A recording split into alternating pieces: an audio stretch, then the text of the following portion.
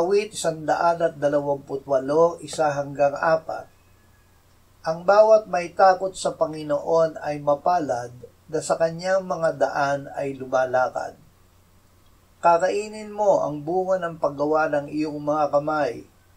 Ikaw ay magiging masaya at ito'y magiging mabuti sa iyo.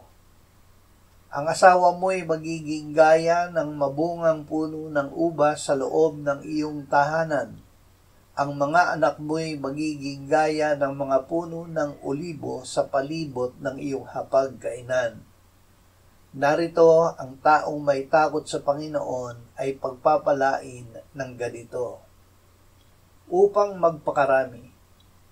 Nilikha ng Diyos ang lalaki at babae upang magkaroon ng mga anak na bibigyan ng Diyos ng kalikasang gaya nila na kalarawan ng Diyos. Tinitiyak sa mga may takot sa Panginoon na lumalakad sa daan ng Panginoon na sila ay kanyang pagpapalain ng kasaganaan sa buhay kasama ang kanilang asawa at mga anak.